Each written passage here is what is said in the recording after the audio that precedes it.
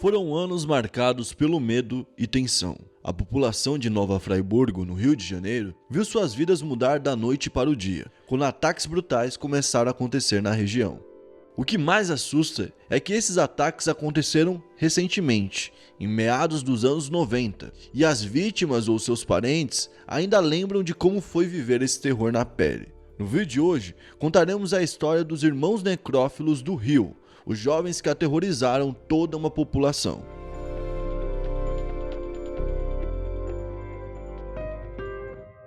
E aí pessoal, beleza? Meu nome é Bruno Fabio, esse é o Planeta Novo e se você ainda não é inscrito do canal, vai se inscrever agora e deixar o seu like para ajudar a gente. E hoje temos um Brasil Bizarro, mais um Brasil Bizarro, muito pedido, a galera pediu muito. Confesso que quando eu vi Nova Friburgo, eu pensava que era Rio Grande do Sul. Não tem um lugar no Rio Grande do Sul chamado Nova Friburgo? Olha, eu sou gaúcho e não sabia, acho que não. Então desculpa, foi erro meu, galera. Desculpa agora, Rio Grande do Sul e Rio de Janeiro, os dois juntos, tá?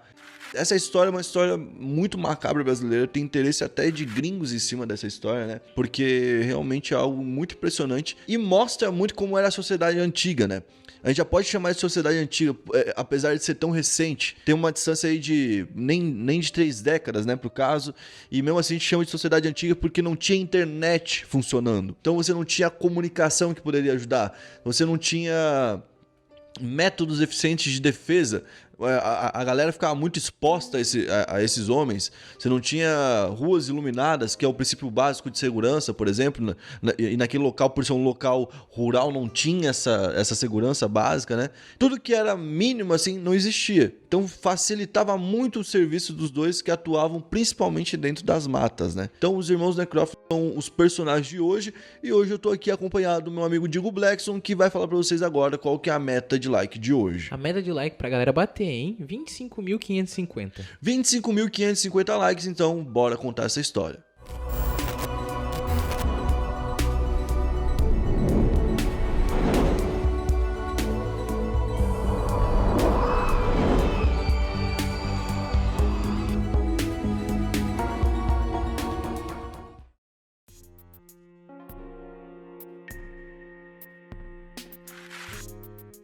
A história que vamos contar são dos irmãos Ibrahim e Henrique de Oliveira, certo? Os irmãos de Oliveira foram criados na área rural, então era uma área ali já meio distante da sociedade de qualquer evolução social.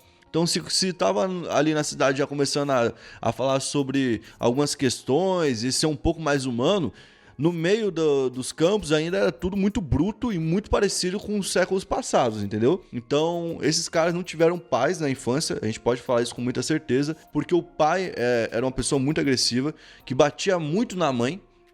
Talvez a mãe tenha até desenvolvido algum tipo de distúrbio durante esse processo por conta das agressões do pai, porque os vizinhos relatam que a mãe também não era uma pessoa já normal depois dessas agressões. Eles também eram muito espancados e sem nenhum motivo.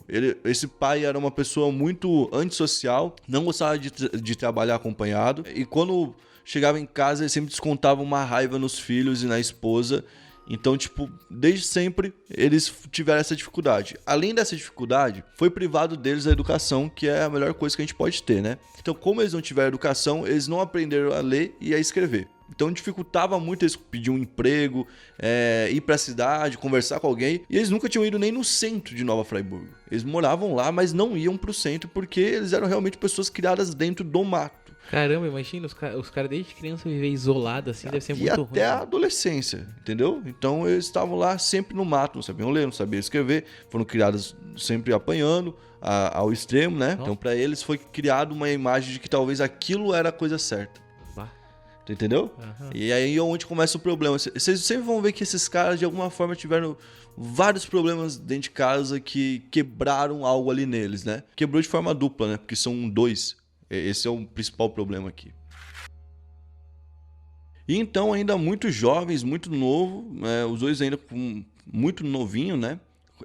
Abusaram de uma garota de 15 anos no meio da mata. O pai dela descobriu, chegou a denunciar o caso e tal, mas não tinha muito o que fazer porque eles eram menores de idade, e além de ser menor de idade, naquela época também não tinha muita desenvoltura para você investigar um caso, então não tinha muita prova. Eles conseguiram se mudar para Varginha e ficar por isso, na época, Varginha que também ainda era no Rio de Janeiro, certo? Quando eles foram então para Varginha, fugido nessa vez, foi onde eles fizeram o primeiro crime, onde eles tiraram a primeira vida de fato. O primeiro crime foi descoberto no dia 23 de fevereiro de 1991. Só que ele tinha rolado uma semana antes. Quem tinha sido a vítima era a Eliana Macedo Xavier, de 21 anos, que tinha sido pega pelos irmãos, levado para a mata, tinha sido espancada, tinha sido também estrangulada com arame e tinha sido abusada depois de ser executada. Então, ali é onde surge o padrão de crime deles. Esse é o primeiro crime. Então, quando a polícia encontra eles, encontra depois de uma semana, ela estava largada. Esse é um outro também método deles, eles só largavam, eles não tentavam esconder, eles deixavam para encontrar mesmo. Nossa, os caras eram loucos nem pra tampar, tipo, o vestígio, né? Eles não tinha meio que um modus operandi. Não tinha, era isso. Eles faziam igual como se fossem animais mesmo. E falando em animais, uma das pernas dela estava sendo devorada por animais já,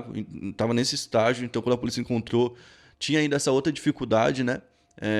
Para investigação. E foi encontrado lá num crucifixo preto, que para alguém aí pode ter algum simbolismo, e foi encontrada também a calcinha dela rasgada ali, que mostrava que tinha sido feito algo à força, certo? E logo depois, entre julho e setembro, rolou a execução de uma outra menina chamada Norma Cláudia. Ela tinha só 11 anos.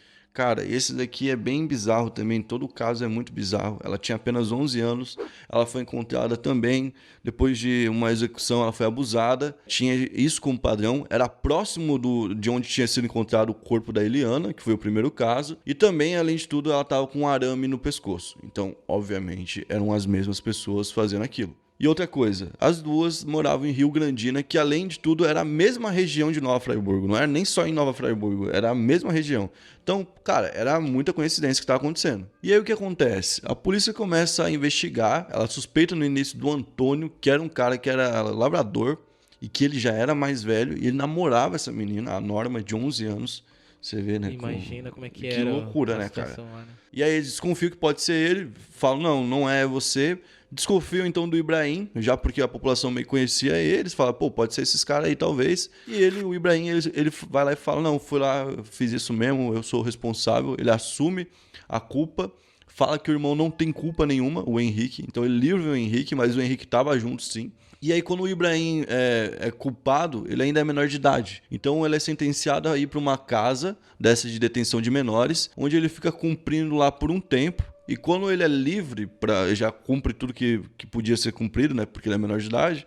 Quando ele é liberado, a população fica indignada. A população do local... Aliás, esse crime é um crime muito local, tá? Eles vão atrás de pessoas que eram vizinhas, que eram parentes.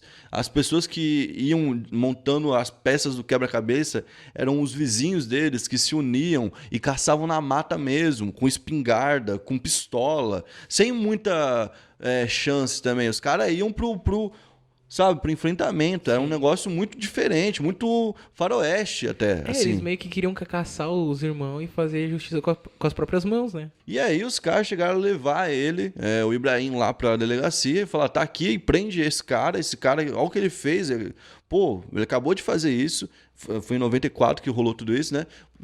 O cara faz poucos anos que fez isso, faz 3 anos, já vai ser solto. Aí os caras da polícia falaram, tá, mas a gente não pode mais fazer nada, o que a gente vai fazer? Ele é menor de idade, ele não pode cumprir pena. E ele já cumpriu a pena que ele tinha que cumprir dentro do prazo estipulado, né? O que tinha para ser cumprido ele já cumpriu. O que a gente vai fazer? Aí tiveram que soltar. Nossa. E no ano seguinte, eles começaram a executar várias pessoas. Então, se tivesse prendido aqui, tinha resolvido. E é óbvio, quando um caso desse acontece, que tem que abrir uma exceção, né? Uma exceção. Né? Óbvio que a gente não quer que pessoas menores de idade vão pra cadeia. Sim. Ninguém quer. Mas se um cara menor de idade, junto com o irmão dele, os dois vão lá e cometem crimes como cometeram, ou no caso que como a polícia sabia que era só um, né? Que tinha só a confissão só de um. Se um cara comete o crime que cometeu, que é tirar a vida de 2 pessoas, né, tão jovens, uma menina de 15 e outra de 11, esse cara merece ficar na cadeia. Não, e ainda mais ele sendo jovem, tá ligado? Ele sendo jovem, querendo tirar a vida de mais 2 pessoas jovens, é muita loucura. Então, em 1995, rola a terceira execução dos irmãos, e dessa vez é com um casal, né, que tudo acontece. Um casal tá na cachoeira, tá aproveitando. A Elisete, que faz parte do casal, tá dormindo, enquanto o João tá andando por ali. E quando o João volta do passeio que ele tá fazendo, que ele tá andando por ali, né? Ele vê os dois irmãos em cima da Elisete. Porque ela tava dormindo e estavam lá já pra abusar ela, entendeu? Pra salvar ela, ele vai pra cima, só que eles pegam um pedaço de pau ou algo e começam a bater nele e ali ele já perde a vida. Nisso, os irmãos abusam sexualmente do João, na frente dela, Nossa, da Elisete. Esses caras são loucos. Aí eles abusam sexualmente dela, eles batem nela, mas ela consegue fugir, cara. E ela tava ainda com cortes, porque sempre andavam com facões. Então ela ainda tinha alguns cortes, mesmo assim ela conseguiu fugir. Fugiu, pulou numa ribanceira, alguns moradores acolheram ela, chamaram a polícia, ela falou qual que era a descrição deles, e aí a polícia falou, não, esses caras a gente acabou de soltar, a gente sabe quem que é certeza que esses dois aqui, é muito igual. Então a polícia começa a saber quem que é e eles se escondem dentro da mata.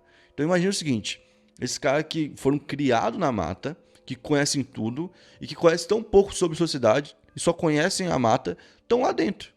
Pra eles como é que tu vai achar? Como é que tu vai achar esses caras, tá ligado? E qual que é o problema? A família, obviamente, começa a ter vários problemas. O pai deles, né, nessa época aqui, acaba tendo um ataque cardíaco e morre, porque imagina o estresse que o cara não tava passando. A mãe, coitada, que apanhou a vida inteira, tem que ver os filhos fazendo tudo isso. E, além de tudo, é obrigada a fugir por conta de medo de ser executada.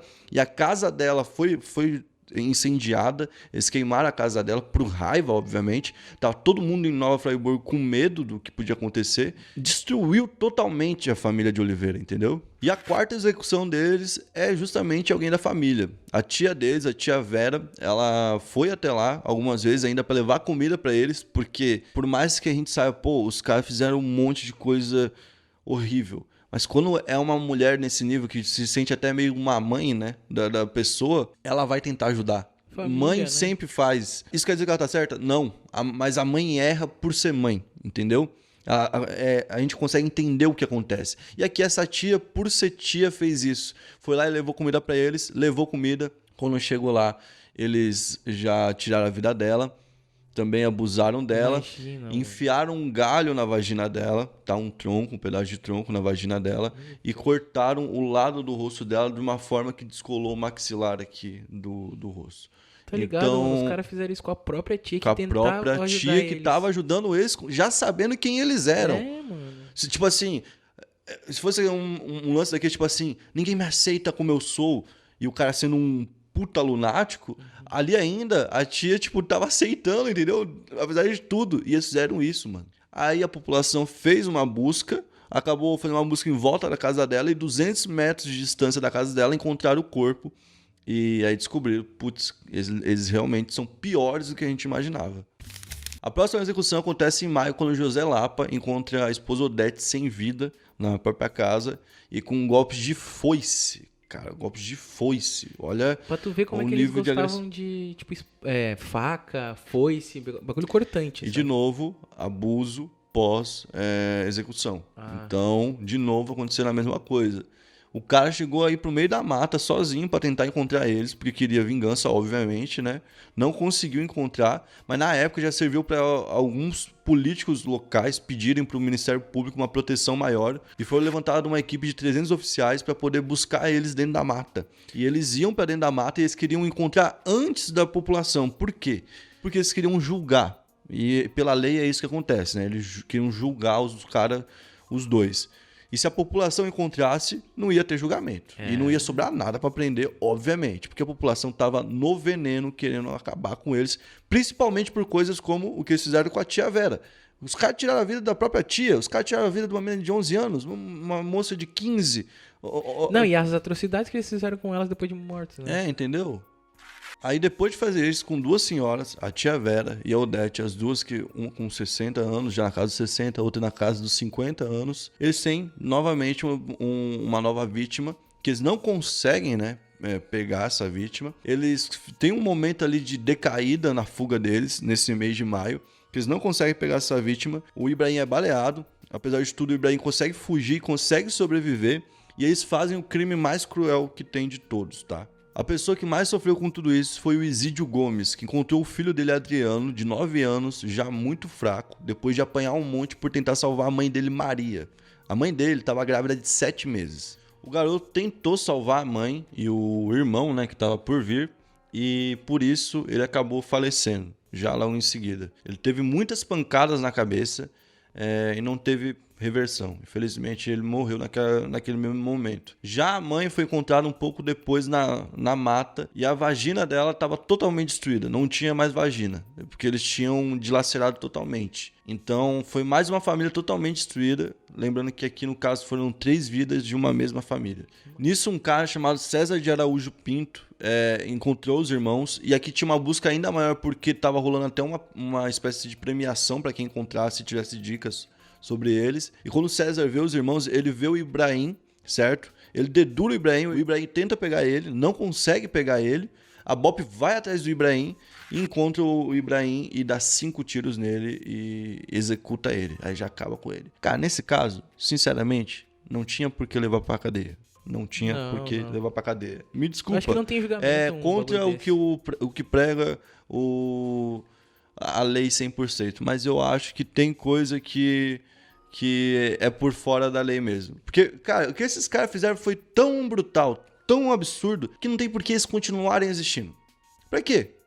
Pra que continuar existindo? Sinceramente, pra que, cara, continuar esses caras vivos? Porque o que é pior? O Ibrahim, beleza, aconteceu isso. O que aconteceu com o Henrique?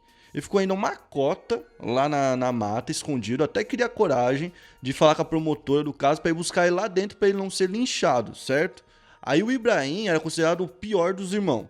Então foi jogado toda a culpa em cima do Ibrahim, que obviamente era uma pessoa horrível, mas o Henrique tava junto. Ele é comparsa, né? Tava fazendo as mesmas coisas, certo? E aí o Henrique foi dado como uma pessoa ignorante, que por isso ela teria seguido isso. Até onde eu sei, ignorância pode levar a desconhecimento e preconceito, mas não que vai fazer a pessoa pegar e fazer algo de ruim. Não que vai fazer a pessoa fazer algo nesse nível, nunca, jamais. Então, e por exemplo, ele é ignorante, né? Mas na hora que ele viu que a polícia podia chegar perto, que a BOPE podia chegar perto, ele fugiu e deixou o irmão pra trás, o Ibrahim. O Henrique, né, fez isso. Sim. Ele ficou meses na mata sozinho, sem o Ibrahim. Ele chamou a promotora sozinha pra ir lá, já que, tipo, ele tinha medo de ser executado.